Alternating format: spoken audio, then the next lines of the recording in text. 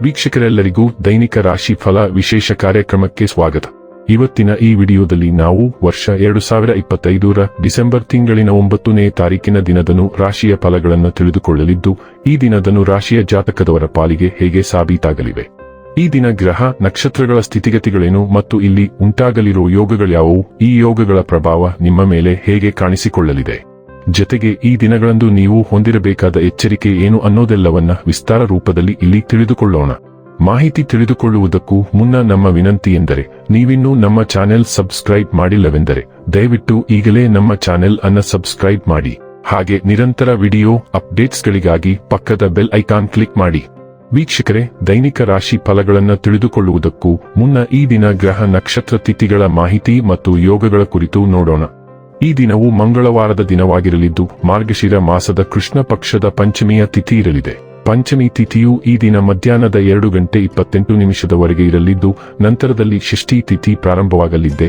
ಜತೆಗೆ ಈ ದಿನ ರಾತ್ರಿಯ 2:22 ಆಶ್ಲೇಷ ನಕ್ಷತ್ರದ ಗೋಚರವಿರಲಿದ್ದು, ನಂತರದಲ್ಲಿ ಮಖ ನಕ್ಷತ್ರದ ಗೋಚರ ಪ್ರಾರಂಭವಾಗಲಿದೆ.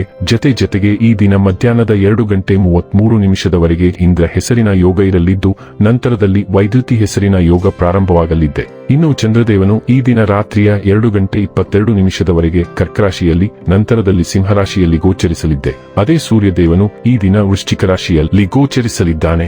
ಇನ್ನು ಈ ದಿನದಂದು ಅಭಿಜಿತ್ ಮುಹೂರ್ತ ಬೆಳಿಗ್ಗೆ 11:53 ಇಂದ ಮಧ್ಯಾಹ್ನದ 12:34 ಇರಲಿದೆ. ಇದು ಈ ದಿನದ ಗ್ರಹ ನಕ್ಷತ್ರ ತಿಥಿಯ ಕುರಿತಾದ ಮಾಹಿತಿಯಾಗಿದ್ದು, ಇದರ ಆಧಾರದ ಮೇಲೆ ನಿಮ್ಮ ದಿನಚರಿಯಲ್ಲಿಯೂ ಬದಲಾವಣೆ ಕಂಡು ಬರಲಿದೆ.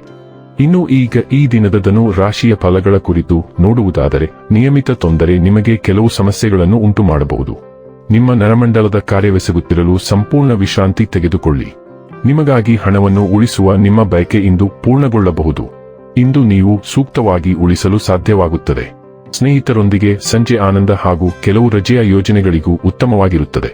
ಇದನ್ನು ಒಂದು ವಿಶೇಷ ದಿನವಾಗಿಸಲು ದಯೆ ಮತ್ತು ಪ್ರೀತಿಯ ಸಣ್ಣ ತುಣುಕುಗಳನ್ನು ನೀಡಿ. ನಿಮ್ಮ ಸೃಜನಶೀಲತೆ ನಷ್ಟವಾಗಿದೆ ಎಂದು ನಿಮಗನಿಸುತ್ತದೆ ಮತ್ತು ನಿಮಗೆ ನಿರ್ಧಾರಗಳನ್ನು ತೆಗೆದುಕೊಳ್ಳುವುದು ಅತ್ಯಂತ ಕಷ್ಟವಾಗುತ್ತದೆ. ನಿಮ್ಮ ಗತಕಾಲದ ಯಾರೋ ನಿಮ್ಮನ್ನು ಸಂಪರ್ಕಿಸಬಹುದು ಮತ್ತು ಇದನ್ನು ಒಂದು ಸ್ಮರಣೀಯ ದಿನವಾಗಿಸಬಹುದು. ನಿಮಗೆ ಮತ್ತು ನಿಮ್ಮ ಸಂಗಾತಿಗೆ ಇಂದು ಅದ್ಭುತ ಸುದ್ದಿ ಸಿಗುತ್ತವೆ.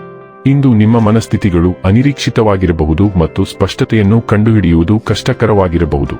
ನಿಮ್ಮ ಅನಿಯಮಿತ ನಡವಳಿಕೆ ಮತ್ತು ಪ್ರತಿಕ್ರಿಯೆಯು ಇತರರನ್ನು ಗೊಂದಲಕ್ಕೀಡು ಮಾಡುತ್ತದೆ.